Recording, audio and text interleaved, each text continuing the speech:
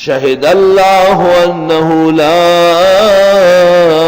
الہ الا ہو،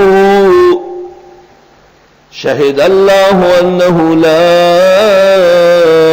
الہ الا ہو، گواہی دیتے اللہ کہ ہے ہی نہیں دور سے پکارنے والا، حاجت روا کارساز مشکل کشا الا ہو، مگر وہ صرف اکیلا ہے، والملائکۃ فرشتے بھی وہ بھی گواہی دیتے، وَأُولُو الْعِلْمِ اور علماء لوگ، قائمًا بالقسط حال واقع ہے قائمین بالقسط، مضبوط کڑے ہیں عقید توحید پر۔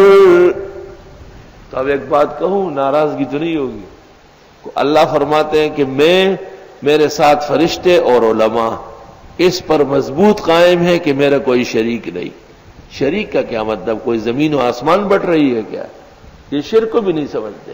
شریک کہتے ہیں مشکل کشا کو، حاجت روا کو، کارساز کو، بیٹا دینے والا، کاروبار چلانے والا، دور سے آواز سننے والا، ہر ایک کی مدد کو پہنچنے والا، جو بدعتی درگاہوں کے بارے میں نظریہ قائم کرتا ہے اس کو کہتے ہیں الہ۔ تو اللہ تعالیٰ فرماتے ہیں کہ میں بھی یہ گواہی دیتا ہوں، میرے ساتھ فرشتے بھی اور علماء بھی۔ علماء جب توحید کے علمبردار ہو تو ان کا مقام کون سا ہے؟ ملائک سے بڑھ کر۔ اللہ نے اپنے ساتھ ان کی گواہی ذکر کی۔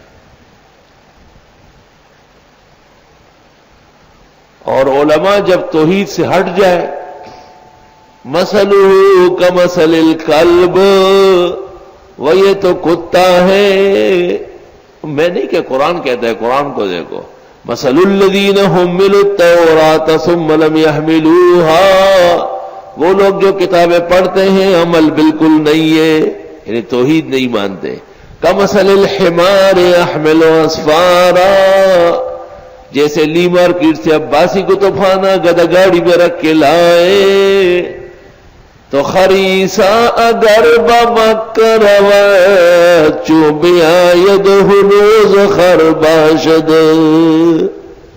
وے دمکی پا بزرگئی کے شک نشتا، ولی خربہ جنشی پا تواف۔